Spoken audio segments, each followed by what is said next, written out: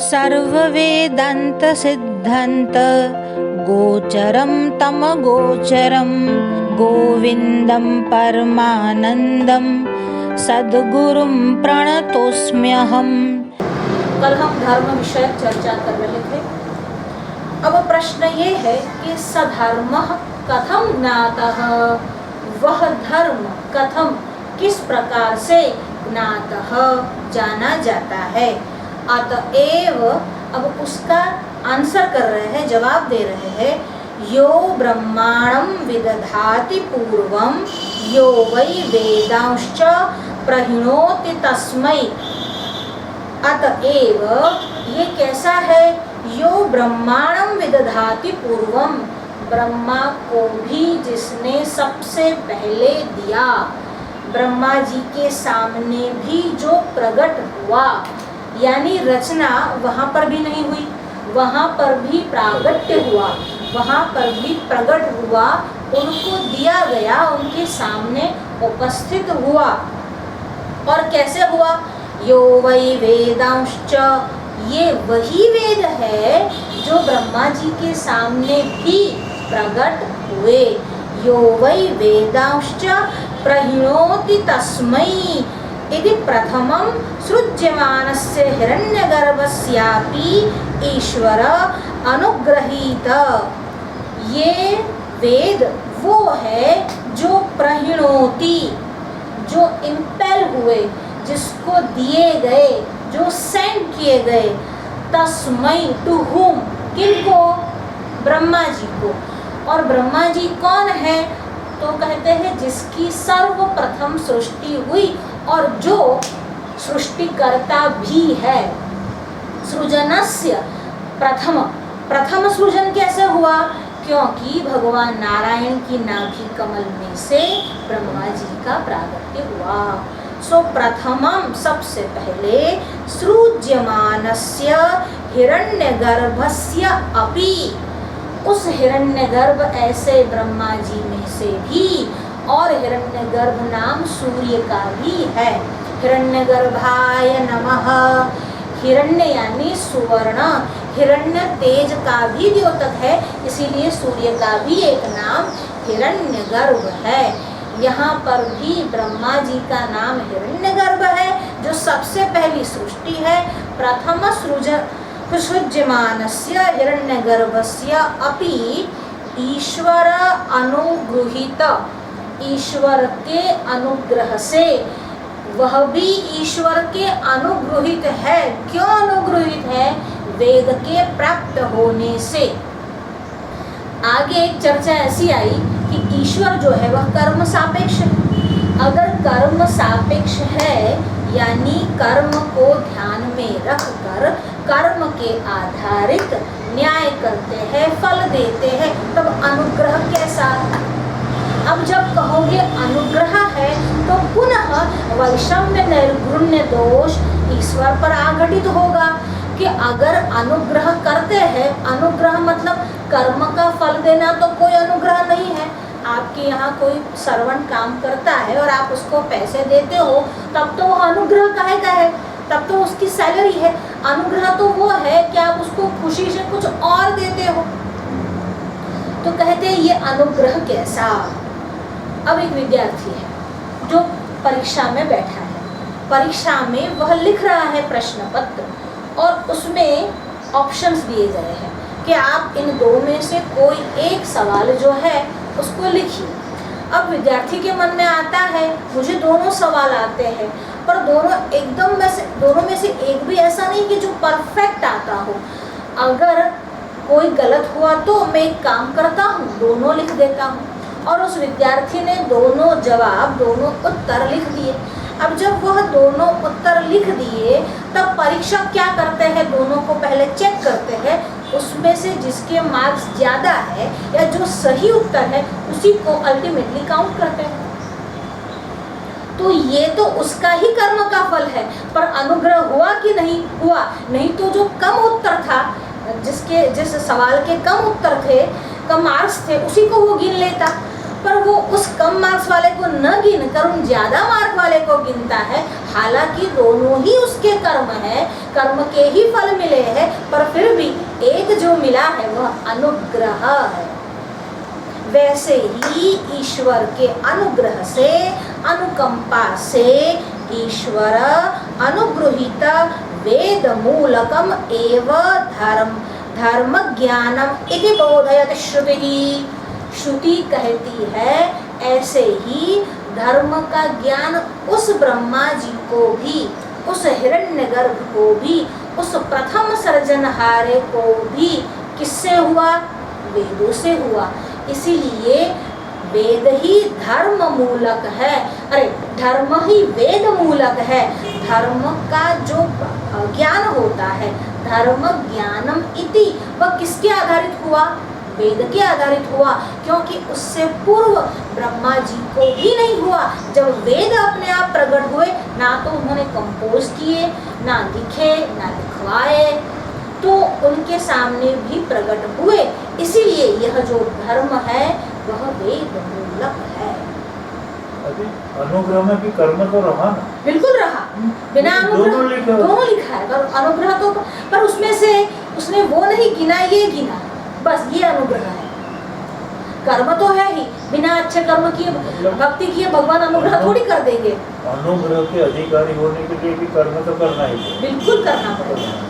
पर बात यह है कि अगर कोई भक्त है और अगर गलती से कोई गलती कर देता है, भूल चूक कर देता है, तो ईश्वर उसको छोड़कर जो उसकी अच्छी बात है उसको ध्यान में रहते हैं। इसी का नाम अनुग्रह है।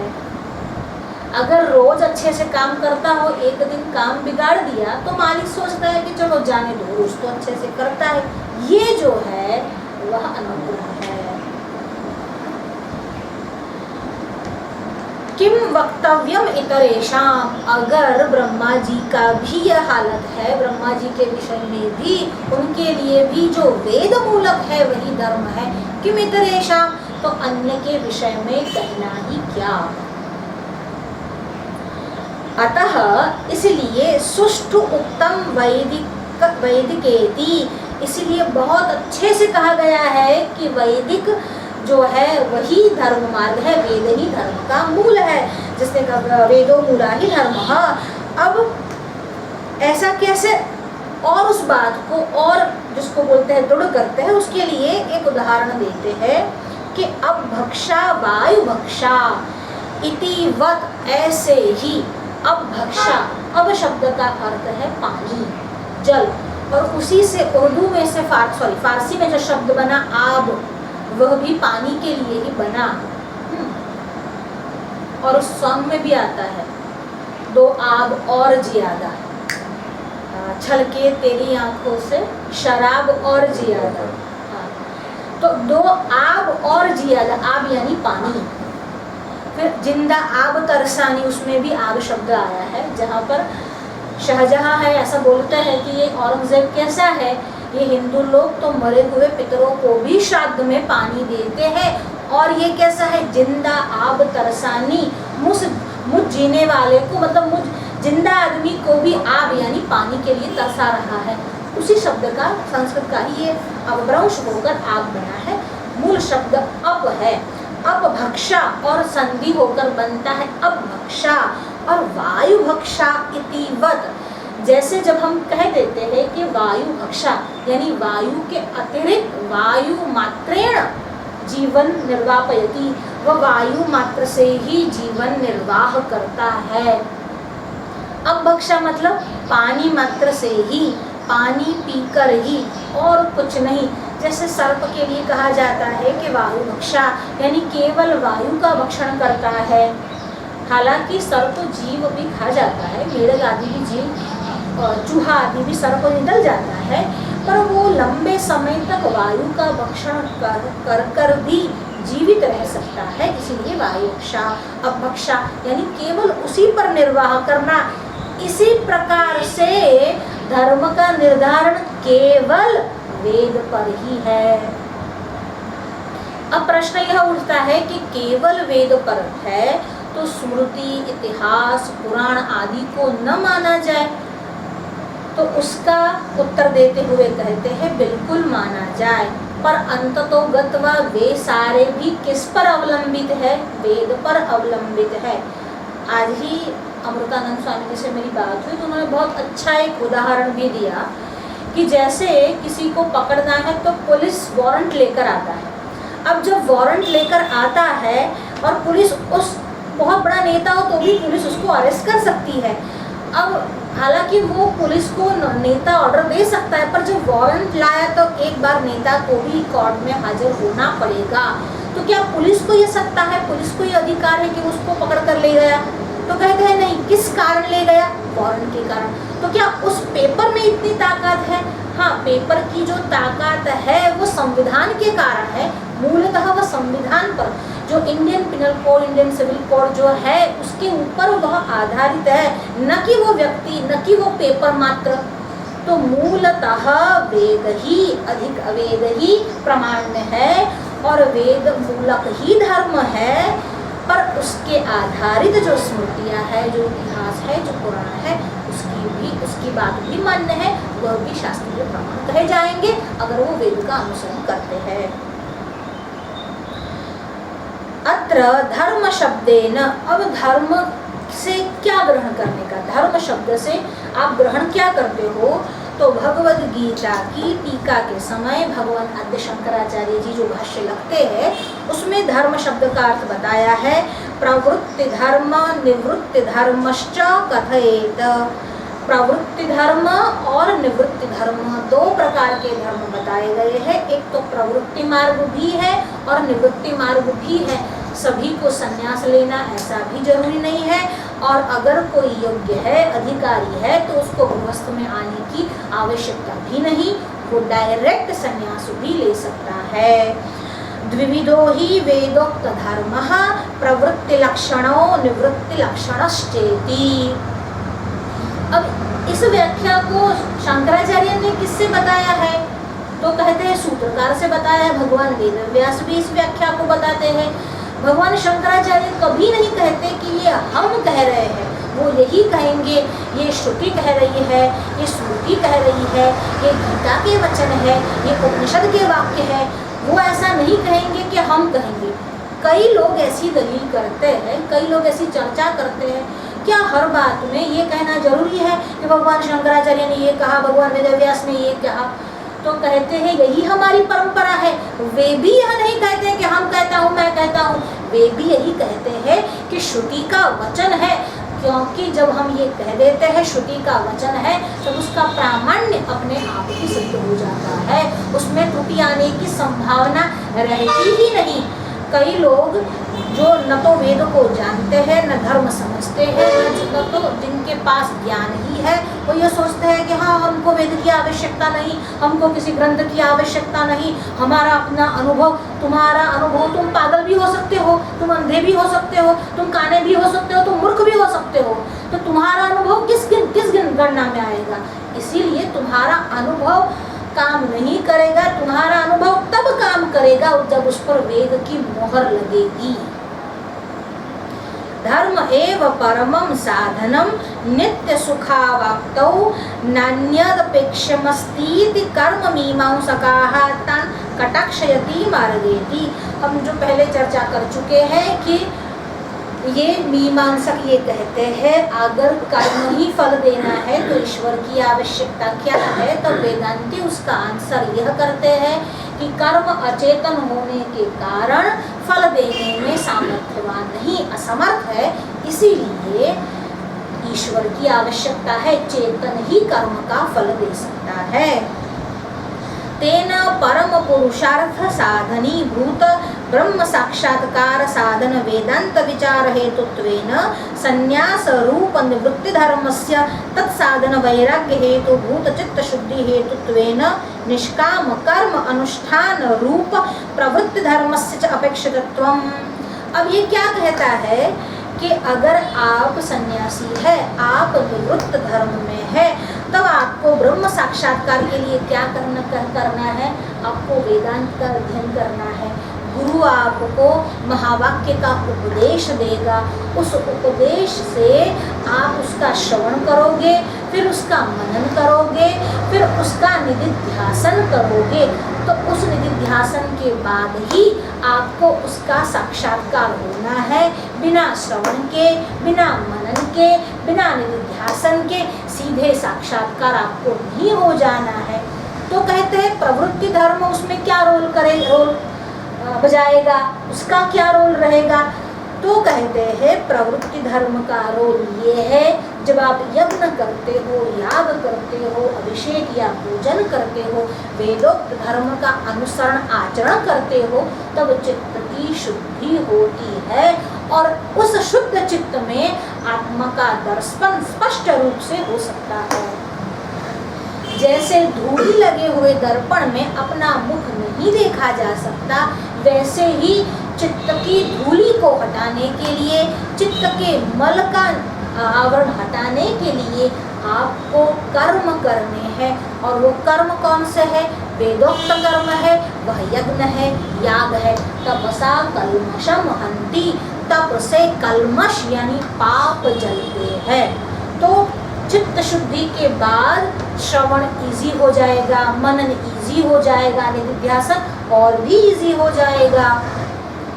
जैसे किसी नदी के किनारे बैठे हैं और उसमें आप कुछ न कुछ कंकर डालते रहो, तो उसमें जो वनकूल है, जो वमड़ जिसको हम गुजराती में बोलते हैं, वो बनते रहेंगे। तो भंवर होने की वजह से पानी जो है वह मिट्टी के साथ मिश्रित होने की वजह से उसकी जो तलेटी है, उसका जो तल है, वह हम स्पष्ट रूप से नहीं देख सकते। पर जब वह पानी स्थिर हो जाए, जब वह चित्त की वृत्तियाँ स्थिर हो जाए, जब वह चित्त यज्ञ यागादि से सत्कर्म से शुद्ध हो जाए, तब उस शुद्ध पानी के जैसे ही, उस स्थिर पानी के जैसे ही आप तल पर पड़े हुए पत्थर, कंकर, वनस्पति को स्पष्ट रूप से देख सकते हैं। वैसे ही शुद्ध ऐसे मन से, शुद्ध ऐसे आत्मा का साक्षात्कार सरल हो जाएगा। इसीलिए प्रवृत्ति मार्ग में भी जाना बताया गया है। तदुक्तम भगवता बादरायणेन, बादरायण यानी भगवान वेदव्यास, उनके कई नाम हैं। बादरायण भी है, कृष्ण द्वैपायन व्यास भी है, वेद व्यास भी है। जन्म के समय उनका जो रंग था वह कृष्ण था, द्वीप पर उनका जन्म हुआ था, इसलिए उनका नाम द्वैपायन है। बदरी के वृक्ष के भीतर आश्रम में वह रहते थे, उन्हीं का नाम बादरायण है। अयन शब्द जो है वह निवास का द्योतक है। अयन यानी निवास, आवास। और उनका एक नाम भगवान वेदव्यास भी है। वेद व्यास जो वेदों के विभाजन करते हैं, इसीलिए उनका नाम वेदव्यास है। ये जो है वह 28वें व्यास में हम लोग रहते हैं। भगवान वशिष्ठ भी वेदव्यास है, शक्ति भी अपने अपने युग के वो लोग व्यास है। कोई सतयुग के हैं, कोई द्वापर के हैं, कोई त्रेता के हैं, कोई कलयुग के हैं। इसीलिए कोई ये न समझ ले कि किसी एक ही नाम के लिए है। उस युग में वह व्यास है, उस युग में उन्होंने वेदों का विभाजन किया। तो कहते हैं भगवान बादरायण क्या कहते हैं? भगवान बादरायण ने ब्रह्म सूत्र लिखा है। कई लोग ये मानते हैं कि जो ब्रह्म सूत्र है वो भगवान वेदव्यास की रचना नहीं, पर जिसने भागवत लिखा है उसने ही ब्रह्म सूत्र लिखा है। हालांकि ब्रह्म सूत्र में भागवत मत का खंडन आया है, पर वहाँ पर भागवत मत का खंडन है, भागवत का खंडन है ऐसा नहीं है। भागवत मत यानी जो द्वैत मत है, जो वैष्णव मत है, उसका भी खंडन हुआ है। अभी ब्रह्मसूत्र के विषय में नहीं जाएंगे। बादरायणेन द्वाविमावध पंथानौ यत्र वेदाः प्रतिष्ठिताः। ऐसे दो द्वाविमौ, दो पथ है जिसके कारण वेद प्रतिष्ठित है। कौन से दो पथ है? प्रवृत्ति धर्म, निवृत्ति धर्मश्चेति। प्रवृत्ति धर्म और निवृत्ति धर्म। प्रवृत्ति लक्षणो धर्मः, निवृत्तिश्च प्रकृतितः इति। तथा च ब्राह्मणेन उपनयन अनंतरम। अब ब्राह्मण के लिए कर्तव्य क्या है? क्योंकि आगे जो विप्रता बताया है उसका भी तो बताना है कि क्या कर्तव्य है। उपनयन अनंतरम, उपनयन के बाद, उपनयन से पहले नहीं। अगर कोई सोचता है कि मुझे जनोई की आवश्यकता नहीं, मैं तो ब्राह्मण के घर में पैदा हुआ हूँ, तो ऐसा नहीं। जनोई सभी के लिए, द्विज के लिए आवश्यक है, पर यहाँ पर विप्रता का अर्थ विशेष रूप से ब्राह्मण करना है। नहीं तो शंकराचार्य द्विजता ही लिख देते, विप्रता शब्द का प्रयोग नहीं करते। तो कहते हैं उपनयन अनंतरम, अनंतरम यानी बाद, thereafter, after that, after what, after upanayana, after sacred thread ceremony, उसको इंग्लिश में कहते हैं सेक्रेड थ्रेड सेरेमनी। हालांकि उसको उपनयन के लिए उनके पास कोई शब्द नहीं है, उसलिए उसको पवित्र धागा ऐसा कह के उसको बता देते हैं, ठीक है। जैसे बैप्टिज्म को हमारे लिए बैप्टिज्म ही कहना पड़ेगा, हम उसके लिए और शब्द प्रयोग नहीं कर सकते क्योंकि वो हमारे यहाँ है ही नहीं। तो यहाँ वहाँ उपनयन नहीं है, इसलिए उपनयन के लिए कोई शब्द भी नहीं है। तो ब्राह्मण जो है वह उपनयन के बाद उसको क्या करना है, किम कर्तव्यम, तो उसके लिए साधन पंचकम में भगवान आदि शंकराचार्य कहते हैं वेदो नित्यमधीयतां तदुदितं कर्मस्वनुष्ठीयताम्। वेदो यानी वेद, नित्यम everyday, daily, on and off, वेदो नित्यमधीयताम्, अधीयताम्, one should study the Vedas always। वेदो नित्यमधीयतां तदुदितं, उससे उदित हुआ, उससे जो बताया गया है वह, उससे जो प्रिस्क्राइब्ड है वह, तदुदितं कर्मस्वनुष्ठीयताम्, कर्म का अनुष्ठान करे। कौन से कर्म का, अपने मन चाहे कर्म का नहीं, वेद ने जो प्रिस्क्राइब किया है उस कर्म का। तेने शस्य विधीयताम् अपचितिः काम्ये मतिस्त्यज्यताम्।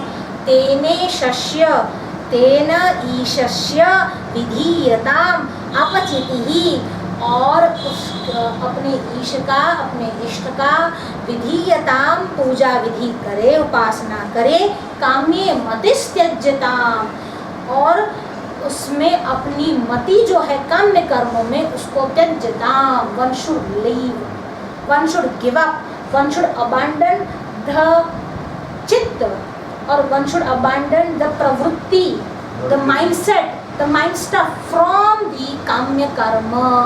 काम्य कर्म मतलब डिजायर्ड एक्शंस, डिजायर्ड डीड्स, जो हमारे लिए इच्छित कर्म है, उन इच्छित कर्मों में से मतिस्त्यज्यताम्, मति को दूर करो, मति को दूर हटाओ। काम्य कर्म नहीं करने हैं, काम्य निषिद्ध वर्जन पुरस्सरः, काम्य और निषिद्ध कर्मों का त्याग करना है। पापौगः परिधूयतां भवसुखे दोषोऽनुसन्धीयताम्। पापौगः, पाप को क्या करना है, धोना है। परिधूयताम, पाप को धोना है, पाप के समूह को क्या करना है, धोना है। परिधूयताम, कैसे धोना है, पोटला भर के ले जाना है, फिर नदी के किनारे जाना है, फिर बैठ जाना है, वॉशिंग मशीन में डाल देना है। हमारे यहाँ पर वॉशिंग मशीन कौन सा है, प्रायश्चित नामक वॉशिंग मशीन में उस पाप को धो देना है। पापौगः परिधूयतां भवसुखे दोषोऽनुसन्धीयताम्, और अपने दोष को देखना है, अपने दोष को देखकर उस पाप समूहों को परिधूयताम, उसका मार्जन कर देना है। अपने दोष को देखना है और दूसरों की खूबी को देखना है। मनुष्य उल्टा करता है, अपनी खूबी को देखता है और सामने वाले के दोष को देखता है हमेशा। अज्ञानस्य और तने स्ववचे बोल कर अपने दोषों को देखना है और अपने पापों का परिमार्जन करना है। आत्मेच्छा व्यवसीयतां निज गृहात् तोरणं विनिर्गम्यताम्। आत्मेच्छा व्यवसीयतां, कौन सी इच्छा का पालन करना है, तो कहते हैं जो आत्मालक्षी इच्छा है, आत्मज्ञान की इच्छा है, उसका तो पालन करना है, उसको तो पूरी करना है। या फिर अपने हिसाब से जो इच्छा है उसको नहीं, केवल जो आत्मलक्षी बात है उसकी जो इच्छा है वह इच्छा को रखना है। और निज गृहात, निज यानी अपना, स्व गृहात फ्रॉम आवर ओन हाउस। दूसरों के घर से निकल जाना तो रोज निकलते हैं भाई, बाहर तो जाते हैं, ऐसा नहीं। निज गृहात, अपने ही घर से, निज गृहात तोरणम, जल्दी से, विनिर्गम्यताम, चले जाओ छोड़कर उसको। पर कब चले जाओ? जब आत्मेच्छा हो तब, सिर्फ भटकने के लिए नहीं, जब ये इच्छा प्रबल हो जाए तब। निज गृहात तोरणम विनिर्गम्यताम, संगः सत्सु विधीयताम। संग और संग करे किसका? सत्पुरुषों का। संगः सत्सु विधीयताम, विधीयताम यानी यह करो। संगः सत्सु विधीयताम, भगवतो भक्तिर्दृढ़ा धीयताम। और विद्वानों के, महापुरुषों के, सत्पुरुषों के संग में रहकर, सत्संग कर कर भक्ति को दृढ़ करे। तो अपने घर रहकर पूजा पाठ कर कर क्या भक्ति को दृढ़ नहीं कर सकते? तो कहते हैं कभी कभी ऐसा हो जाता है कि मन विचलित हो जाता है या शंका कुशंका घेर लेती है। अगर उस समय महापुरुषों का संग मिल जाए, साथ मिल जाए, तो आपकी भक्ति को दृढ़ कर देते हैं, आपकी नेगेटिविटी को दूर कर देते हैं। अभी तक भगवान नहीं मिले, ये जो बात है उस बात को उसमें परिणमित कर देते हैं कि मिल जाए, इतना तो कर दे, इतना तो कर दे। तो ये बात को दृढ़ कर देते हैं, आपकी ढाढ़स, हौसले को बढ़ाते हैं। इसलिए भक्तिर्दृढ़ा धीयताम, शान्त्यादिः परिचीयताम, दृढ़तरम कर्माशु संत्यज्यताम, कर्माशु संत्यज्यताम। कर्म फल की जो आशा है, संत्यज्यताम, उसको छोड़ दो। पहले कहेंगे कर्म फल की आशा छोड़ो, फिर कहेंगे सर्व कर्म संन्यास, सब कर्म को छोड़ दो। पहले कर्म फल की आशा छुड़वाएंगे और फिर कहेंगे अब कर्म ही छोड़ दो। तो क्या जिसको ये ज्ञान हो जाए, विवेक बुद्धि आ जाए, खाना नहीं खाएगा, पानी नहीं पिएगा, सांस नहीं लेगा। पर सांस लेना, पानी पीना, खाना खाना, ये सब वो यह नहीं समझेगा कि मेरे लिए कर रहा हूँ, ये शरीर के लिए कर रहा हूँ। शरीर माध्यम खलु धर्म साधनम। वो भाव जब हम कहते हैं ना प्रसाद बनाते हैं तो ईश्वर के लिए बनाते हैं, तो उस प्रसाद की मिठास बढ़ जाती है। तो जो भी कर्म करते हैं वह कृष्णार्पणम बुद्धि से करते हैं, इसलिए वह कर्म संन्यास ही है। आगे ही उसका विवेचन हुआ है। दृढ़तरम कर्मासु संत्यज्यताम इति, ऐसा सोपान पंचक उपदिष्ट रीत्या। सोपान पंचकम भी नाम है उसका, साधन पंचकम भी नाम है, भगवान आद्य शंकराचार्य की रचना है। उपदिष्ट उपदेश दिया हुआ, रीत्या रीति से, इंस्ट्रूमेंटल केस है, तृतीया विभक्ति है, रीति रीत्या। Through this method, by this way, by this path, ईश्वरार्पण बुद्धिया, ईश्वर अर्पण बुद्धि से। यहाँ पर भी तृतीया है। कर्म कुर्वाणेन, कर्म करना चाहिए। कैसे? उसी का नाम कर्म संन्यास ही है। ईश्वर अर्पण बुद्धि से करते हैं, श्री कृष्ण के लिए करते हैं, राम के लिए, शिव के लिए ईश्वर बुद्धि रखकर जो करते हैं। चित्तम शोधयित्वा, ऐसे कर्म से चित्त की शुद्धि होती है। वह बैलेंस नहीं बढ़ाता कर्मों का। जिस कर्म को ईश्वरार्पण कर दिया जाए वह न तो पाप है न तो पुण्य है, वह चित्त शुद्धि ही करता है। जो अपने आश्रम या अपने वर्ण से अतिरिक्त धर्म का पालन करता है तो उसकी हानि क्या होती है कि जो जीवन मुक्त है, जो भक्त लोग हैं, उस जो वो कर्म संन्यास से जो कर्म करते हैं उसके पाप का फल ये भुगतते हैं। अगर वो अनजाने में कोई पाप कर लेते हैं, किसी इंटेंशन से नहीं, भक्ति मतलब सभी वस्तु को भगवान को अर्पण करके ही जो काम करते हैं, पर अनायास अगर उनसे कोई पाप हो गया तो उन पापों को ये लोग भुगतते हैं जिसने वर्ण और आश्रम की मर्यादा को तोड़कर चिन्ह धारण किए हैं, क्योंकि बैलेंस तो करना ही है। तो पुण्य कौन भुगतता है? अगर सन्यासी है वह पाप करता है तो ये पाप ये उन लोगों को भुगतना पड़ता है, और पुण्य करता है तो वो लोग भुगतते हैं जो धर्म को अनुष्ठान करके अपने मार्ग पर अपने वर्ण और आश्रम धर्म का पालन करते हैं। उसको नलिफाई तो करना ही नहीं है, कर ही नहीं सकते, कहीं ना कहीं तो वो जाएगा। पैसा है तो तुम खर्च नहीं करोगे तो तुम करोगे, कोई ना कोई तो खर्च करेगा, अकाउंट में कहीं ना कहीं तो वो जाएगा। अगर दान दिया है तो कोई ना कोई तो उपयोग करेगा, खुद नहीं करोगे तो अन्य कोई करेगा। तो ऐसे जीवन मुक्त के किए हुए पाप और पुण्य को वो भुगतता है जो वर्ण धर्म का आचरण नहीं करता। अब आगे इति सोपान पंचकोपदिष्टरीत्या ईश्वरार्पण बुद्धिया कर्म कुर्वाणेन चित्तम शोधयित्वा, चित्त का शोधन करके, चित्त की शुद्धि करके, विषयभ्यो विरज्य, विषय में से विरज्य विरक्ति, जो भी विषय है, जैसे आंख का दृश्य विषय है, कान का शब्द विषय है, ऐसे अपने अपने इंद्रिय के विषय से विरज्य उपरति करके, विड्रॉ करके अपने सेंसेस को,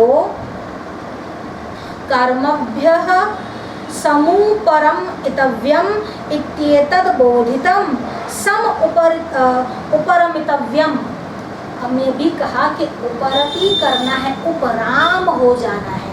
उपराम हो जाना यानी किसी में भी न तो सुख का अनुभव, न तो दुख का अनुभव, न तो उष्ण का न तो शीत का, उस द्वंद्व सहिष्णु करके भी उसका अनुभव मात्र भी न करना, दोनों में से उपराम हो जाना। जैसे जब नरसिंह मेहता को पता चला कि पत्नी का देहावसान हो गया है तो क्या कहा? भलू थयु भांगी जल जाओ। मतलब वो खुश हुए क्या? ना, खुश नहीं हुए, पर दुखी भी नहीं हुए। विषयों से उपराम हो जाना, उस विषय का आप पर कोई असर ही नहीं करना। भगवान गौतम बुद्ध की भी एक कथा है कि जब वो कहीं पर जा रहे थे, एक भक्त उनके पास आया और कहने लगा, तथागत ये जो व्यक्ति है वो मुझे बहुत सारी गालियाँ दे रहा है। तब बुद्ध ने कहा कि तुमको गालियाँ दे रहा है पर तू ले क्यों रहा है? अगर तू ले ही नहीं रहा तो वो देगा कैसे? इस बात को कहते हैं उपरति, उपराम हो जाना, उसका असर न हो जाना, अलिप्त रहना। जैसे पंख में कीचड़ में रहने पर भी पंकज जो है, कमल जो है वह अलिप्त रहता है, उसी को विषयों से उपराम हो जाना कहते हैं। विषयेभ्यः विरज्य कर्मभ्यः सम उपरमितव्यम इति एतद् बोधितव्यम। इसका यही है कि वेदानुष्ठान करके अपने कर्म से उपराम हो जाना। तदुक्तम मोक्ष धर्मेषु नैता। अच्छा, ये किसके लिए बताए? कर्म बताए तो क्योंकि ब्राह्मण उपनयन अनंतरम, ये जो कर्म बताए वो सन्यासी के लिए नहीं बताए कि वेदो नित्यमधिष्ठ मदीयताम तदुक्तम कर्म स्वनुष्ठीयताम। ये उनके लिए बताए कि जिस ब्राह्मण ने उपनयन धारण किया है, अब आगे उसको क्या करना है। तो कहते हैं तदुक्तम मोक्ष धर्मेषु नैतादृशं ब्राह्मणस्यास्ति वित्तं यथैकता समता सत्यता च शीलं स्थितिर्दण्ड निधान मार्जवम ततश्चोपरतिः क्रियाभ्यः इति। ब्राह्मण की जो सबसे बड़ी संपत्ति है, ब्राह्मणस्य अस्ति वित्तम। वित्तम यानी संपत्ति कौन सी है? तो कहते हैं एकता, यानी समदर्शी होना, समता, एकता, सब में एकता का भाव रखना, और समता, सत्यता च, सत्य बोलना, ये भी ब्राह्मण की संपत्ति है। और कैसी संपत्ति है? न एतादृशा वित्तम अस्ति ब्राह्मणस्य। आदि बीजी कोई संपत्ति ब्राह्मण ने छेद नहीं, जे संपत्ति यानी एकता, समता, सत्यता, शीलम चारित्र्य, स्थिति ही, स्थिति यानी ब्राह्मी स्थिति, ब्रह्म में निष्ठा वाली स्थिति, स्थिति ही दंड निधानम आर्जवम, आर्जवम यानी रुजुता, कोमलता। ब्राह्मण स्वभाव से कोमल होना चाहिए।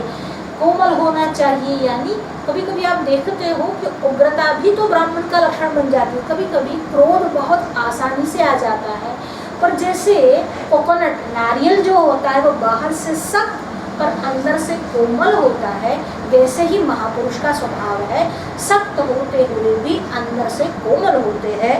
तो आर्जवम जिसको कहते हैं रुजुता, ततश्च उपरति क्रियाभ्यः, क्रियाभ्यः उपरति, बहुत हो चुका, बहुत पैसा कमाओ, बहुत पैसा कमाओ, और इतना इतना नहीं, ब्राह्मणों के लिए नहीं कहा गया है। असंतोषी द्विजानष्टः, असंतोष जो हो ऐसे द्विज यानी ब्राह्मण नष्ट होते हैं, पर संतोषी राजा नष्ट हो जाता है। राजा को संतोष नहीं करने का और द्विज को, ब्राह्मण को असंतोष नहीं करने का, ये बस मैंने बहुत काम कर लिया प्रजा के लिए, अब कुछ नहीं करना है, ऐसा करने की जरूरत राजा को नहीं है। और ब्राह्मण को ऐसा नहीं कि बहुत कमाऊं बहुत कमाऊं, अगर उसके शाम की रोटी निकल जाए तो चिंता करने की आवश्यकता नहीं है। विद्वत्वम अस्मात् परम, उस पर भी इस पर भी विद्वत्व होना। तत्र प्रवृत्ति धर्म विषय एवं योजना यदेव विद्या करोति श्रद्धया उपनिषदा तदेव वीर्यवत्तरम भवति। जो कर्म विद्या विद्वत्ता पूर्ण किए जाए, सोच समझ कर किए जाए, जिसमें श्रद्धा से किए जाए, जब भगवान का पूजन अनुष्ठान हो, पितरों का श्रद्ध करना हो, ऋषियों का पूजन करना हो, तब वह श्रद्धा से किया जाए, तो श्रद्धया उपनिषदा यानी योग से कर किया जाए, अच्छे संयोग पर किया जाए, तदेव वही वीर्यवत्तरम, वही प्रबल हो जाता है। मतलब वो सामान्य कर्मों की अपेक्षा बहुत बड़े फल को देने वाले हो जाते हैं। एक ही काम कोई साधारण मनुष्य करता है और वही कर्म कोई वेदज्ञ ब्राह्मण करता है, अगर वह पुण्य कर्म सत्कर्म है तो उसका फल बहुत बड़ा हो जाता है। अगर वो पाप है तो वेदज्ञ के लिए वो पाप का जो फल है वो भी उतना ही बड़ा हो जाता है। जैसे उसकी पुण्य का फल बड़ा, पाप का फल भी उतना ही बड़ा हो जाता है। उसका जो कर्म है वह वीर्यवत्तरम हो जाता है। यदि छांदोग्य श्रुतिया क्रियमाणम कर्म, यही क्रियमाण कर्म के विषय में छांदोग्य श्रुति यानी छांदोग्य उपनिषद का कहना है। तदंगभूत मंत्रार्थ ज्ञान पुरस्सरम क्रियते च भूयसे फलायेति बोधितम भवति। तदंगभूतम, इसीलिए जो भी कर्म करना है उसके अंगभूत मंत्र अर्थ ज्ञान पुरस्सर करना चाहिए। किसको? प्रवृत्ति मार्ग पर आचरण करने वाले को।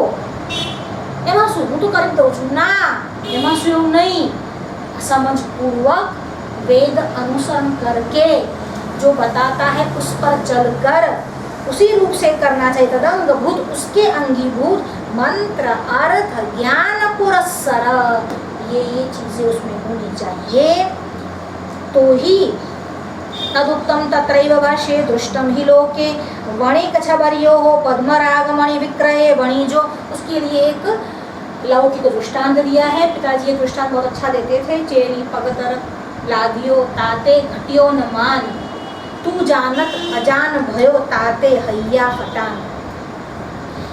अगर किसी एक शाक की विक्रय करने वाली औरत को, शाक भाजी बेचने वाली औरत को, गृहिणी को कहीं से कोई रत्न मिल गया, उसने सोचा कुछ अच्छा, ये बड़ा तेजस्वी ऐसा पदार्थ है, कोई स्टोन लगता है, उसने जाकर किसी व्यापारी को दिखाया, व्यापारी ने उसे जाकर किसी ज्वेलरी को दिखाया, ज्वेलरी ने जाकर उसे किसी अच्छे सुनार को यानी राजा के पास जो रत्न के पारखू होते हैं उसके पास दिखाया, तो उस जो भिल्लनी थी या फिर साग बेचने वाली को केवल एक बोरी गेहूं की मिली, उस व्यापारी को 1 लाख मिला, उस सोनार को 10 लाख मिला, उस जौहरी को 1 करोड़ मिला और उस रत्न पारखू को 1 करोड़ स्वर्ण मुद्राएं मिली।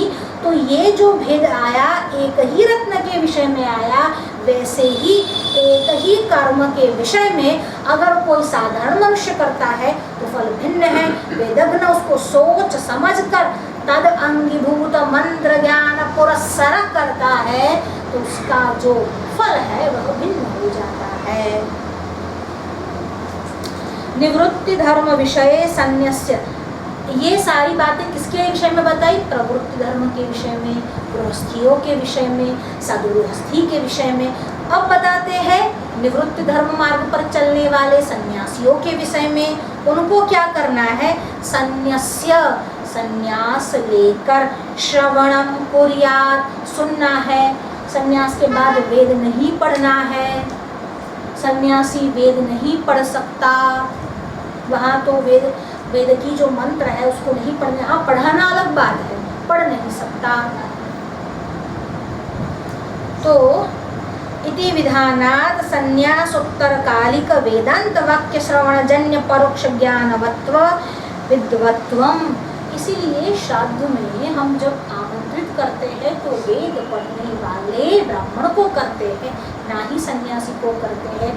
इसलिए जब सन्यासी को देखा तो भगवान आद्यशंकर आए, मंडन मिश्र ने कहा कि श्राद्ध के समय ये मुंडी कहाँ से आ गया? क्योंकि श्राद्ध के समय में किसे बुलाया था उन्होंने? जैमिनी, जो मीमांसा के देने वाले हैं, और जो उत्तर मीमांसा के देने वाले हैं। ऐसे भगवान वेदव्यास को श्राद्ध के समय में बुलाया था। दोनों में से एक भी सन्यासी नहीं है, तो उसको ही बुलाते हैं जो वेदज्ञ ब्राह्मण हो। संन्यास अवस्था में वेद पढ़ने का नहीं है, पढ़ाने के लिए छूट है। इसीलिए जब वो चातुर्मास करते हैं तो वेदांत पढ़ाते हैं, उपनिषद पढ़ाते हैं, पर मंत्र जो है वो नहीं पढ़ाते। तो संन्यास उत्तरकालिक, संन्यास लेने के पश्चात क्या करना है? वेदांत वाक्य श्रवण जन्य परोक्ष ज्ञानवत्वम विद्वत्वम। तो विद्वत्वम कहाँ से प्राप्त करेंगे? जो वेदांत के वाक्य है। कौन कौन से वाक्य है?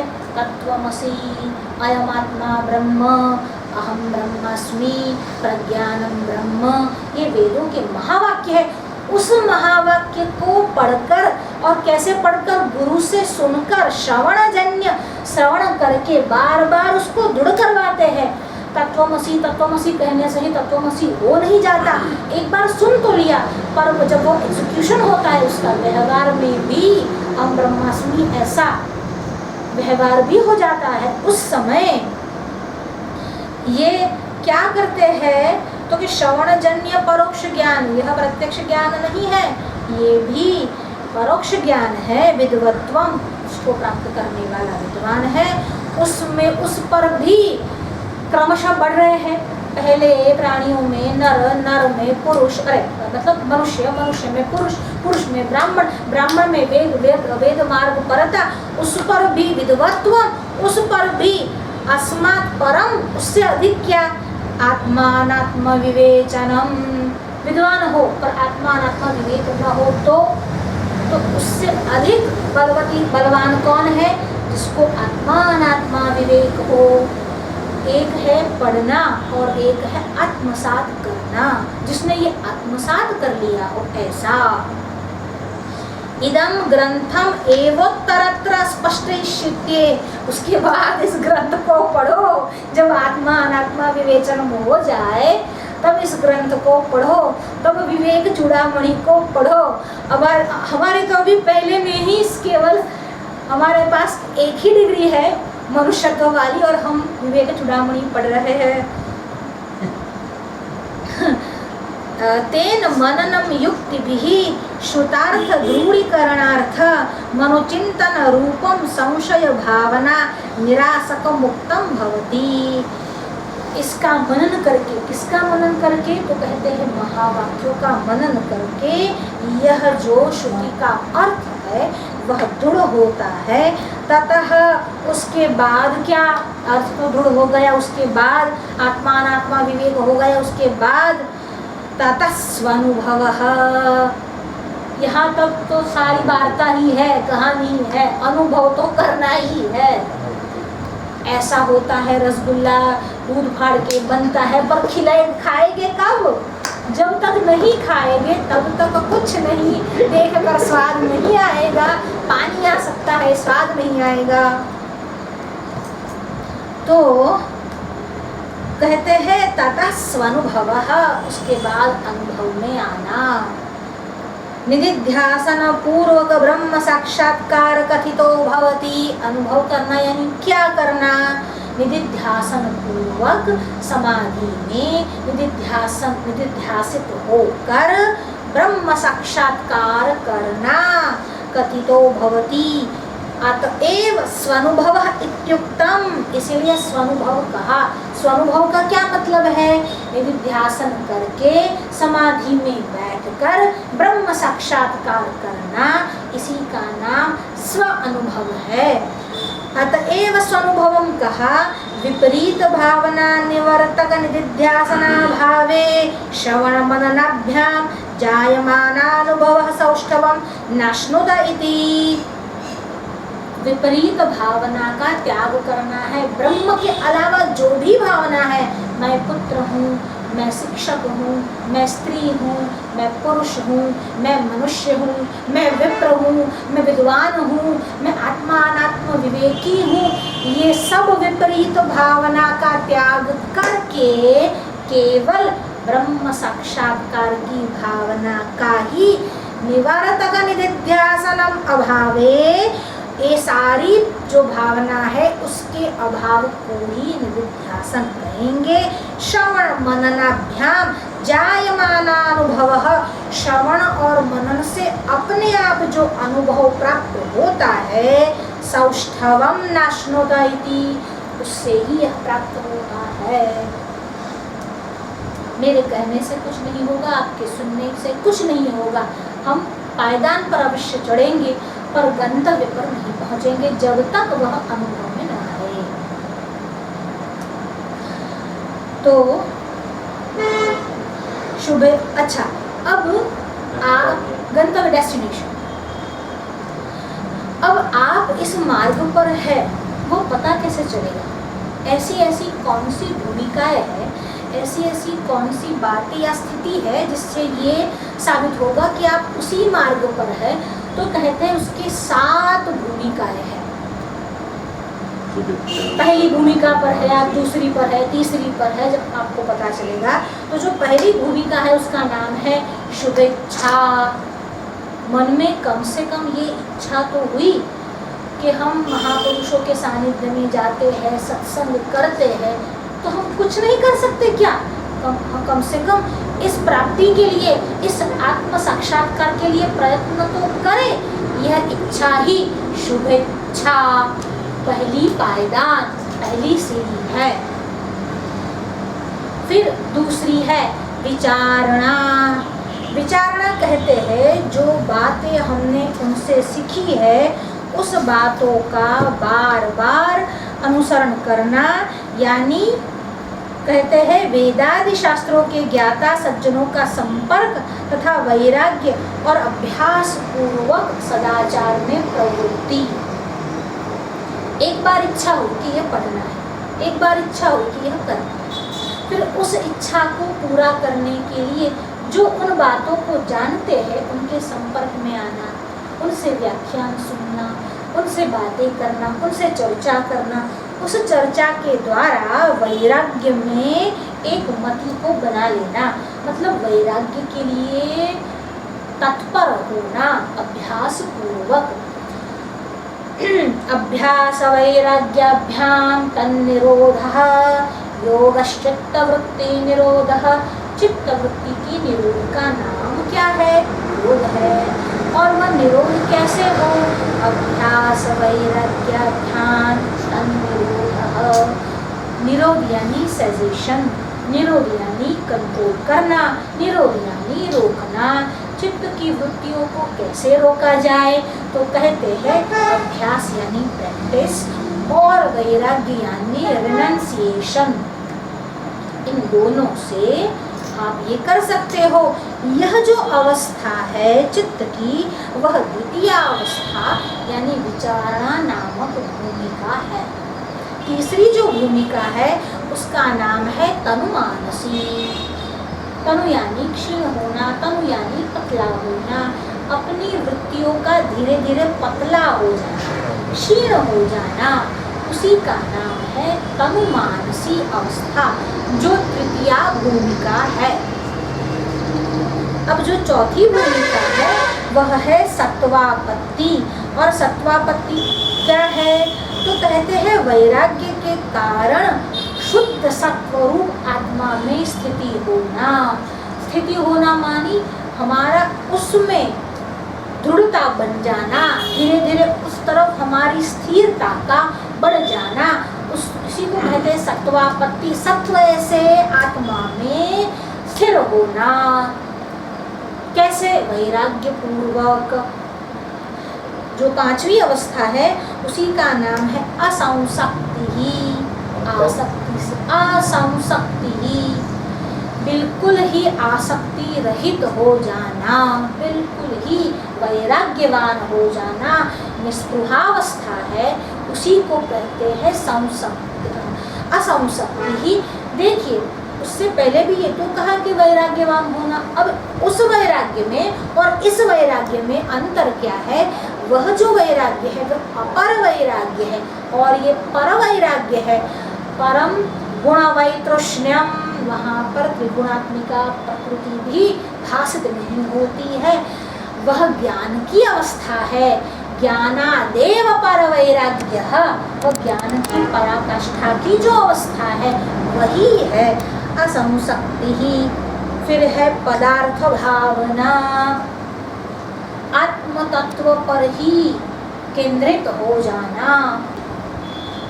पांचों भूमिकाओं के अभ्यास से अपने आत्म स्वरूप में अत्यंत लीन हो जाना और आभ्यंतर एवं बाह्य पदार्थों से एकदम विरक्ति। जो समाधि की अवस्था है उसमें बिल्कुल लीन हो जाना। अभी भी कहीं पर थोड़ा सा, जिसको बोलते संप्रज्ञात, भासित है, उसके बाद की जो अवस्था आती है वही तुर्यगा। शिवम चतुर्थम इति मन्यते, इसको शिवावस्था कहते हैं, इसको ही चतुर्थ अवस्था कहते हैं और इसी को तुरीयावस्था कहते हैं। उसी को तुर्यगा सप्त भूमिका नाम की, को जो तुर्यगा नाम की सप्तमी भूमिका है वह यह है कि इन छहों भूमिकाओं को प्राप्त करके भी उसी में ऊपर चढ़ के नीचे आ जाना नहीं, वहीं पर रहना, उसी का नाम है। जब तक देखिए जो छठी भूमिका है जिसको हम पदार्थ भावना कहते हैं, आपने कई बार सुना होगा कि रामकृष्ण परमहंस को भाव समाधि लग जाती थी, उसी का नाम पदार्थ भावना है।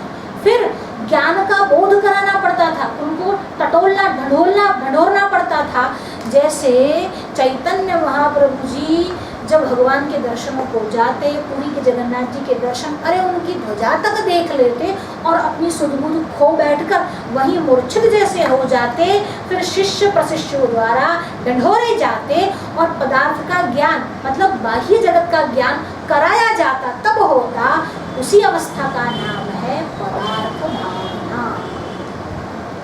और उसके बाद की जो अवस्था है जहाँ पर अद्वैत ही है, कैवल्य ही है, उसी का नाम है तुर्यगा।